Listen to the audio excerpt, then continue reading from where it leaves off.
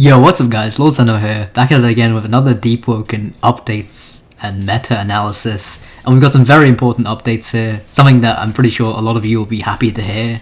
It's a problem that's been affecting Deepwoken for the past 2 weeks, and I'm really glad that this has finally been fixed. Before I get to that though, let's go over some of the older patches because there have been some really important changes, and I want you guys to understand what their significance is on the game, so we're going to cover those first. This first patch is pretty big and it's mainly just balancing things. So first, Hero's Blades are no longer able to be enchanted, and they have a level requirement, so if you have an enchanted Hero's Sword, it's pretty much the most valuable item that you can get in the game, because this is no longer obtainable.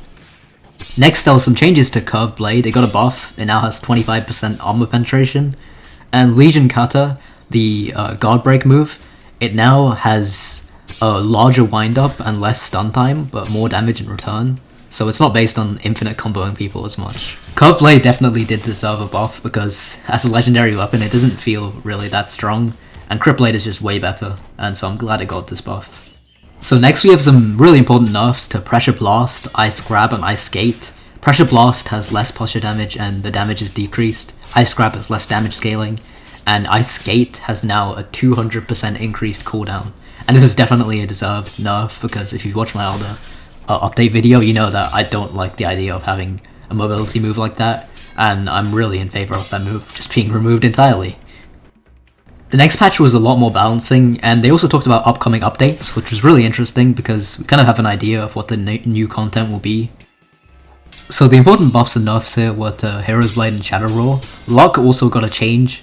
You can't get luck from killing players in towns, and I don't really like this at all because I was on my Freshie account, which is the account I'm playing on right now, and I got attacked by these two people who were probably like power 25, I'd say.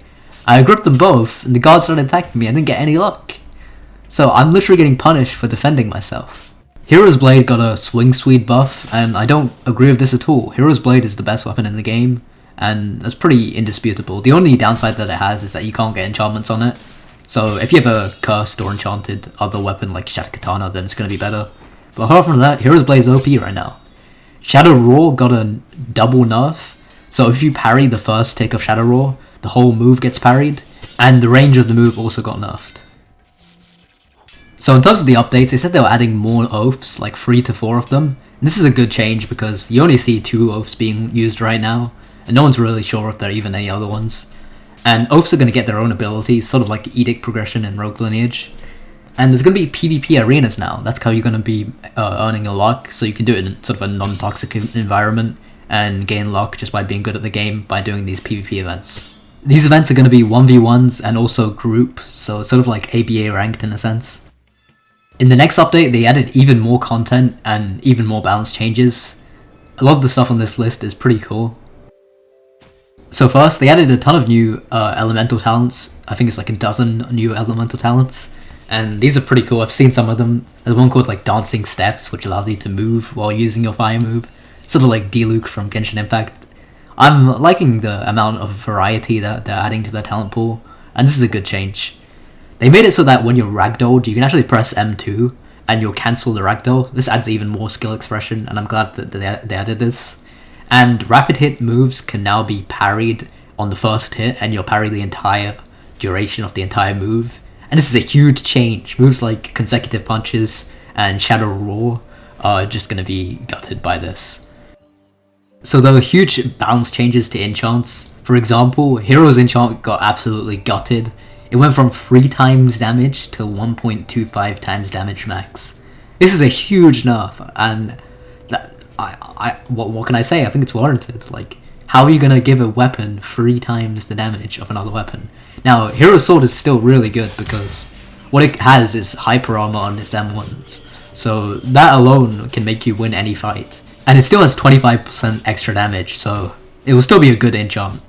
The Detonation enchant got its damage nerfed by 50%, and this is warranted because it's just free damage and it's pretty OP, and it was an execute too. Umbral Knight got a new effect. I don't know what this does yet. Blazing got gutted. Blazing was a really strong enchant. It applied fire to every single hit that you did to an enemy. Now it only applies 20% of the time, which is 1/5, so it got nerfed by 80%. Stench got nerfed, the armor enchant, to 3%, and this is good because Stench is like, You literally hit someone and they get a free M1's worth of damage on you, and it was pretty OP. And Shattered Katana got an armor penetration nerf from 40% to 25%. I don't know how I feel about this one. Like, I want to be biased because I use Shattered Katana, but I think it's warranted. Everyone was using Shattered Katana.